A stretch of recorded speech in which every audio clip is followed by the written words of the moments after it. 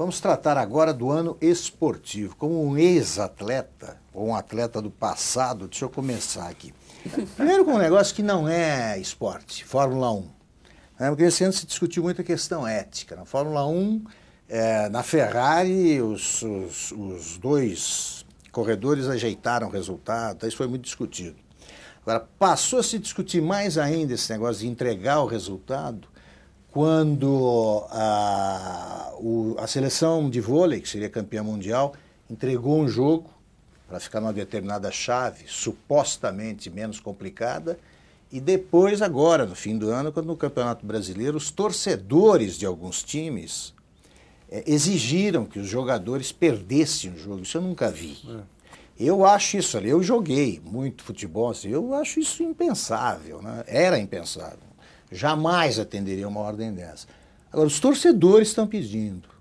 A Fórmula 1 até legalizou a entrega de resultado. Você, Sete, como corintiano militante, o que você acha? Aliás, a torcida do Corinthians também já fez isso. Não me lembro, eu lembro do Corinthians ter feito, mas a torcida... Flamengo. De toda forma, primeira observação, falar em ética de Fórmula 1 para mim é piada. Não existe. É um negócio. É um business onde meio que vale tudo, né? Eu fiquei estarrecido com a atitude a questão do vôlei já me decepcionou muito, porque o Bernardinho é uma figura bastante interessante. O Bernardinho se destaca não só pelas suas qualidades técnicas, pela liderança, sério, pelo caráter também. Uma pessoa reta, uma pessoa... Fiquei muito decepcionado com esse episódio, mas o que me estarreceu mesmo foi a atitude das torcidas, porque aí eu acho que o brasileiro troca de mulher, briga com o pai, muda de religião, mas o time parece uma coisa trivial na vida do brasileiro, mas a coisa do time está incrustada no DNA das pessoas, né? O sujeito, tanto que a expressão vira casaca, que é uma expressão depreciativa, tem origem no futebol, nos poucas pessoas que trocavam de time e eram desprezivelmente chamadas de vira-casacas. Quando a torcida começa a hostilizar o seu próprio time, quer que o seu próprio time perca, quando o goleiro do Palmeiras, Deola, é agredido pela torcida, xingado porque estava defendendo a bola, eu acho que não é uma questão de futebol. Existe aí alguma malese na sociedade brasileira. Né? Isso é um sinal ruim, social. Eu acho um sinal ruim, eu deveria um sinal de sem-vergonhice coletiva, porque no fim você está dizendo o que importa é ganhar, não importa como. Não é? Eu não quero que tudo sempre conflua para o mesmo lugar, mas a verdade é o seguinte: hoje nós temos na presidência da República alguém que diz que o importante é ganhar, não importa como.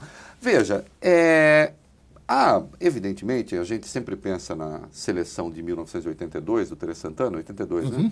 Aquela seleção maravilhosa, que não obstante só sabia jogar para frente e não sabia se defender. Né? E acabou desclassificado. E isso gerou assim, não, então a gente precisa pensar, também tem que ter estratégia. Ora, uma coisa é ter estratégia, outra coisa é se comportar, insisto, como um sem-vergonha. Quer dizer, a natureza do esporte, do esporte competitivo, é você fazer o melhor possível para ganhar. Sim, você tem que... Então não vamos só atacar, temos que saber nos defender.